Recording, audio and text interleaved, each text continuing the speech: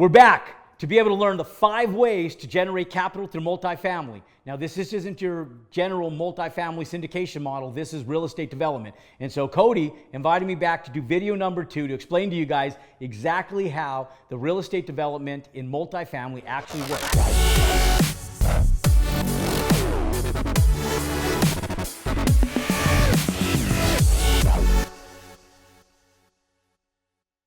If you haven't already, and you guys are wondering what all this is on the board right here, this was video number 1. And if you haven't already watched video number 1, we're going to recommend it at the end of this video. You'll want to click and watch it, pound hashtag repeat, give us a thumbs up, and smash that like button. Ladies and gentlemen, we're going to talk to you guys today and follow up on what we started in video number 1, underwriting how to develop multifamily real estate into a $78 million, that's right, $78 million apartment complex. Now, I know most people are sitting back right now, they're wondering, okay, how can an average person like me go into a $78 million apartment complex? Well, watch video number 1. We'll explain to you how this all transpired. And then this is higher level stuff, so don't let your mind explode. We'll stair step this and scale this back as we roll through this. But for video number 2, I'm going to explain to you guys how we get from the land to the build. And so one of the things that Cody had asked me, he said, Jerome, okay, so we're talking about the loan. We're doing an 80% loan to cost to build out this multifamily apartment complex. And one of the big questions was how we got the money for the land, how we exited out investors, and now we're building an apartment complex. And so when we go into this, we already have now the loan set up through an institution. So we're dealing with one of the big guys. We're dealing with the Meridian Group or Goldman Sachs or US Bank or one of the big banks out there that loves the asset class of multifamily. What bank doesn't love the multifamily asset class right now, especially when affordable housing is one of the number 1 most sought after areas of investment right now that's on the forefront of America because there's not enough housing out there. We're millions and millions of rooftops short. So when we go into these, one of the questions that Cody ended with is he said, hey, Jerome, he goes, so what do we build? Like, do we put swimming pools in this thing? Do we put in dog parks? Do we put a bunch of amenities, giant clubhouses? And so I want to take a step back to when we're going into the entitlements and we're trying to buy the land. One of the things that we're looking for is we're looking for a model that fits affordable housing, okay? We're not doing low income, we're just doing affordable housing, okay? Now, there's nothing wrong with low income housing, it's just that most of the land that we find doesn't fit the demographics typically that the city likes to put in low income housing or Section 8 housing. Most of it is in nice median neighborhoods, and so the neighborhood support comes in when we do affordable housing. And hence, in a lot of cities, we still benefit from a lot of the tax rebates and other tax incentives that sometimes the cities have. Now, not in all cities, not in all municipalities, but there's a lot of times that they give tax incentives to builders and developers for going in and building an affordable housing model. Now, what does that consist of? Now, depending on what the city wants, and as I talked about in video number 1, we want to find out what the goal of the city is. And if the city sits back and go, hey, we don't want garden-style apartments, we want urban style. And there's an architectural difference between urban and garden-style apartments. And so the reason I talk about this is because most cities now that are growing progressively, they want the garden-style apartments out and they want that urban feel. What is urban? The urban apartment complex, so if we have, this is our apartment complex right here, okay? So this is our land. This right here is our piece of land that we're building out an apartment complex. And this is our inlet. So what they want is they want this to be built where this comes in and the apartment complex is built in an urban style. The cars have to park on the sides. And then there's a courtyard here. And then these are your apartments.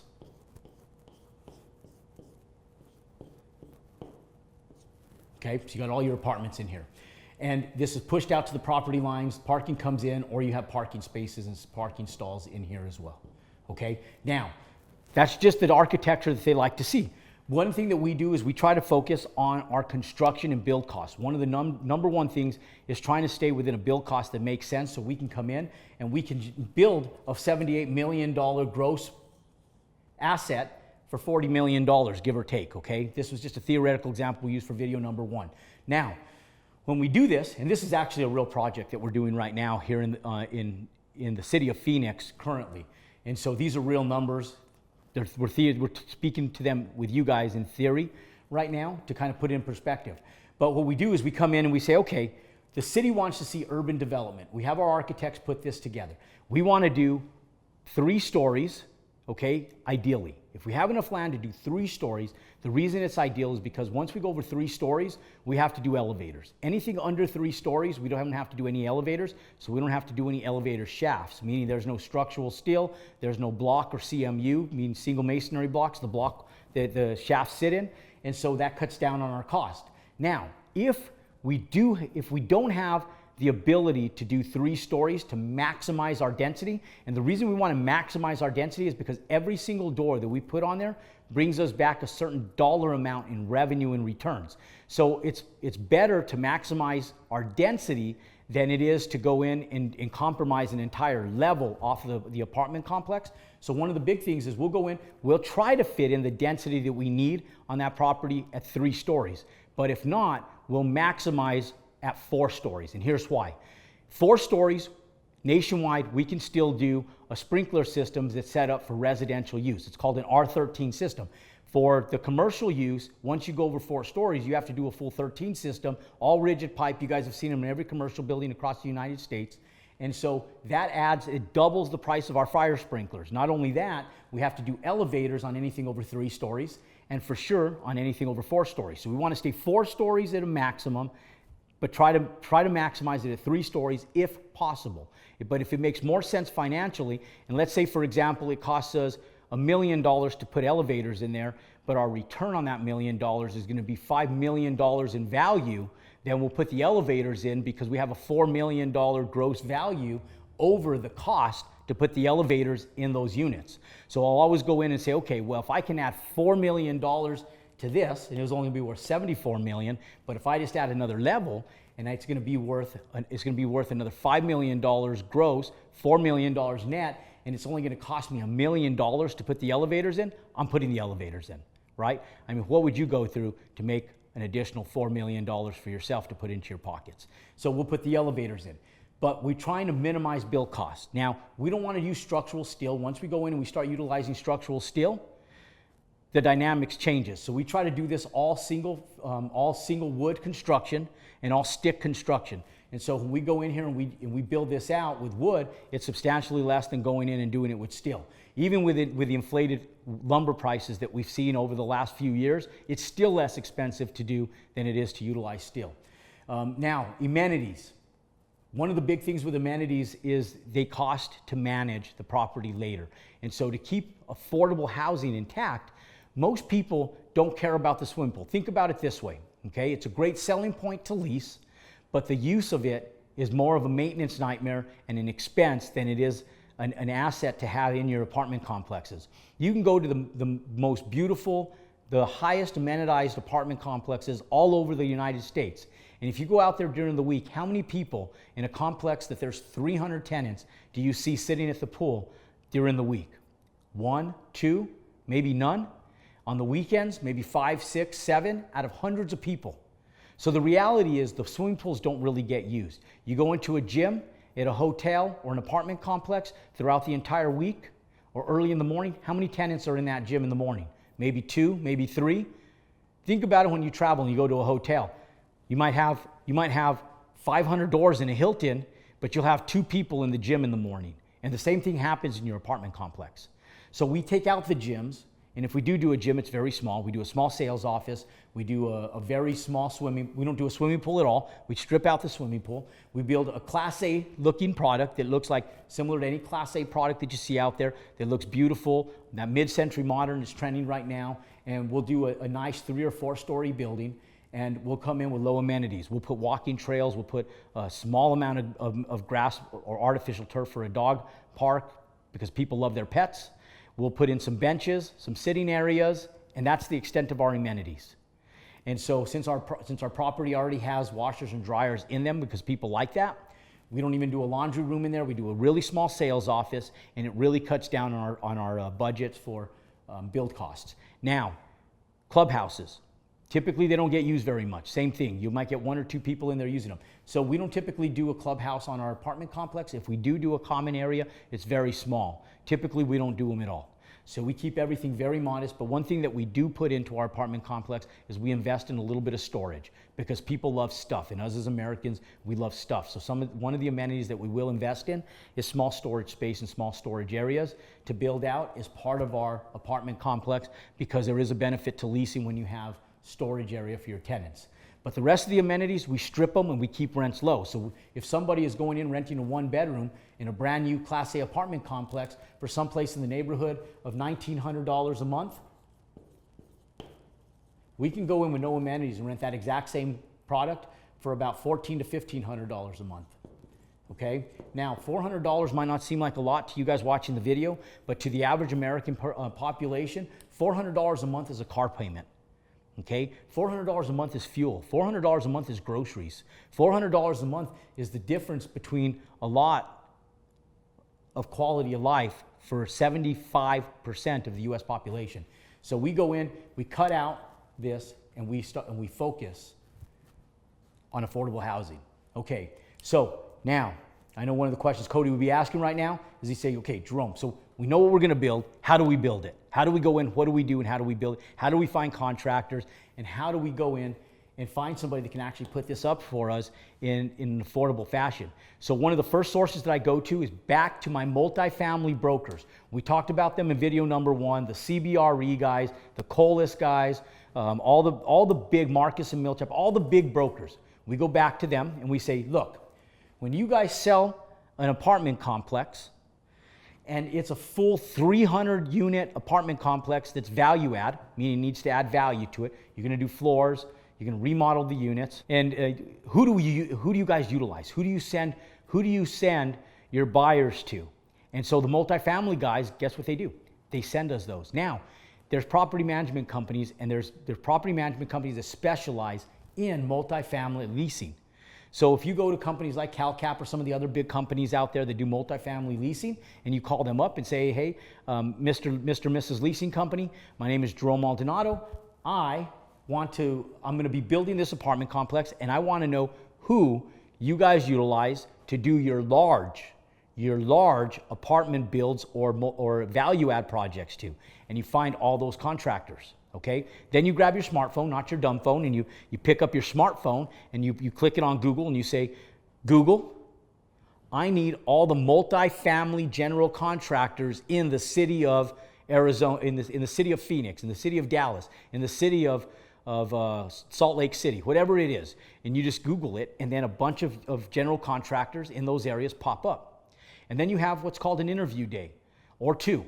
And you call up all those brokers. You tell them what your goal is. You say, "Hey, can I talk to one of your bidders on a project? I want to make sure I'm talking to the right person. We have this happens to be a 201 unit apartment complex that we're doing. But let's say I have a 100 unit apartment complex that we're doing. It's new construction, vertical construction. Is this a type of asset class that you deal with? Do you specialize in this in building these type of assets? Do you have experience in it? Have you ever built this before?"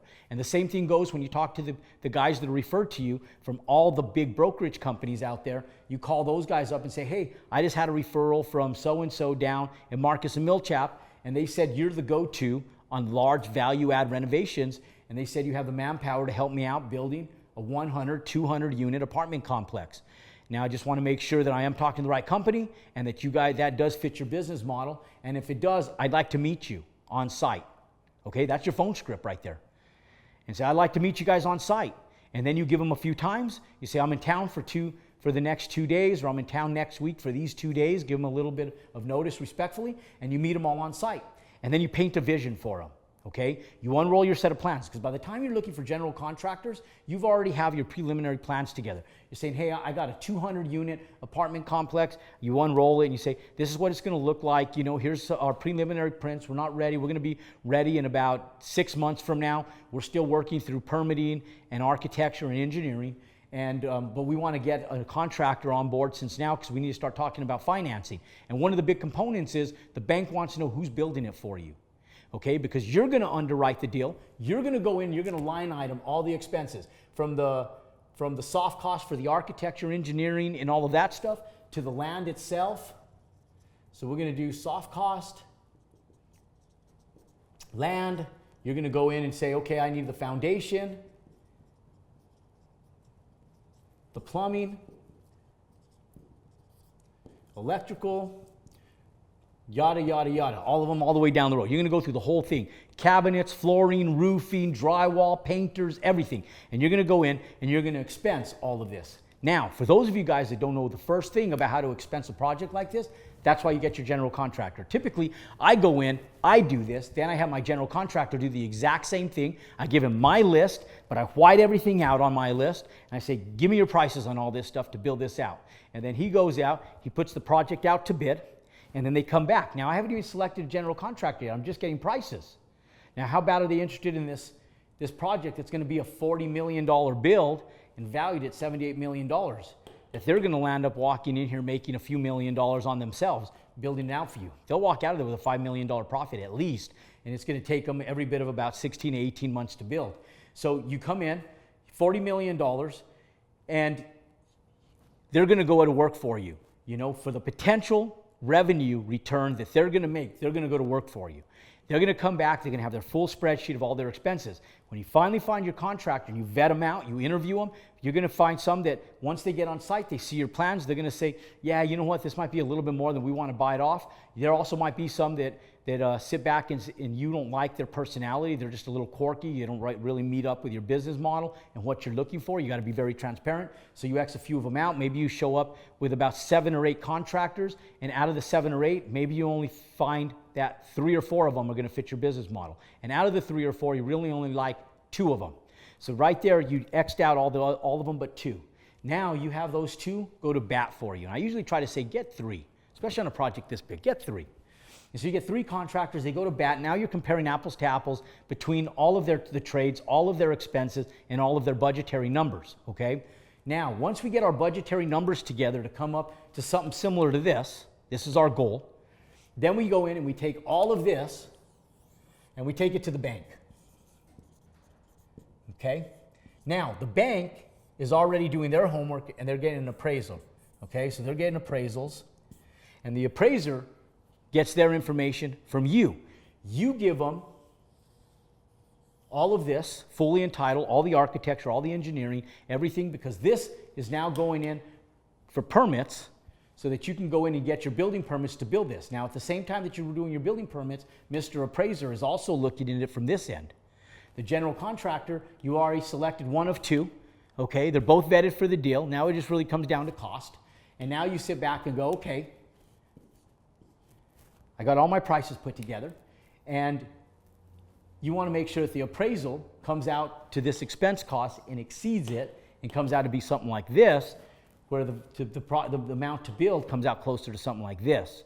Now, this is our wholesale build rate, right? So we're going to give the bank, because you guys saw the numbers up here before, so I don't want to confuse you. Let me take 2 steps back, and before I just assume that you guys know what I'm talking about, let me go 2 steps back. Now, when we go in for the loan from the bank, we're going to go in with about a 70 to 80% loan to cost. LTC, okay? Not loan to value. This is loan to cost. You're seeing it right. It's not LTV, it's LTC, loan to cost. The cost to build. The cost to build, okay? This cost right here. Now, when we do this, we're also going to add a 15% contingency cost, and we're going to value this on the retail cost to build that product.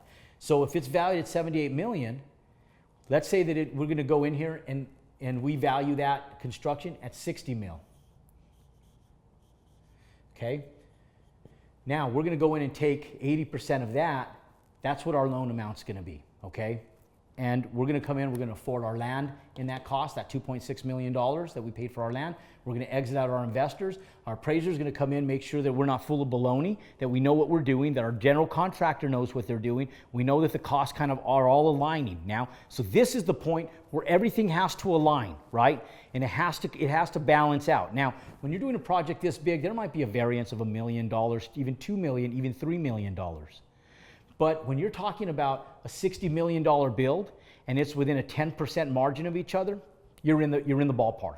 okay? We really want to have about a 5% variable in there when it's all said and done. But if you're within a 10% threshold, between finding a balance between your appraiser, your values, and the general contractor's values, all three of those should be within a 5% margin of each other when it's all said and done for us to feel really comfortable.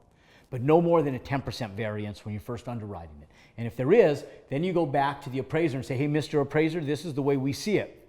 Where is the variable? Then we go back to our contractor and say, hey, this is the way the appraiser sees it. Where's the variable? Then I go back and I check my numbers and I go, okay, where's my variable? And then we get those to align a little bit closer and we start finding stuff. We start finding that we forgot to add $1 million for the improvement of the street up here where we have to do turn-ins, okay? We forgot to add $400,000 to cut into the road to be able to connect to our water lines, our sewer lines for our fire sprinklers and our sewer, okay? Just whatever whatever those numbers are that we forgot. And then we come in within a 5% margin of each other.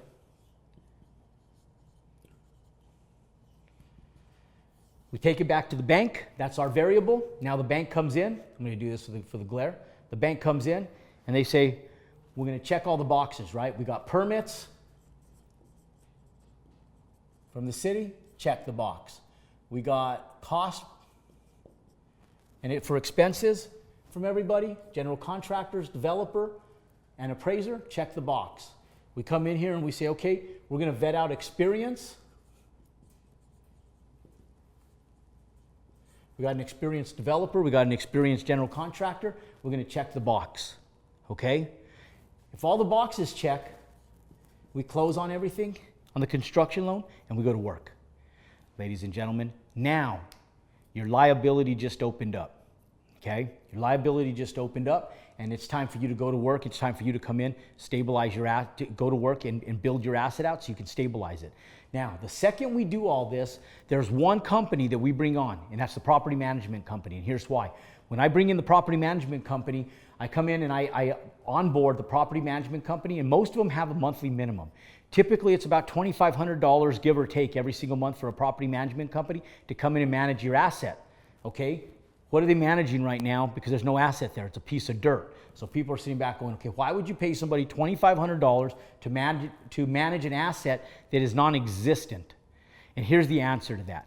We onboard a large commercial property management company to come in and manage this 100 unit or 200 unit apartment complex prior to even building it, because they do a ton of stuff for us. One, they're going to start building out marketing material. That's one thing, to start marketing it before we're done and complete with the build. The second thing they're going to do is they have accountants. They have accountants that work in-house. They have property managers. They'll handle all of our problems for us. So if we have security over here, we'll set up some cameras. Guess who sees the camera footage? And if there's ever a break-in, guess who deals with it? The property management company. So what happens, guys, is we're going to come in. We have a GC. Okay, that's our general contractor. Okay, we have a property management company.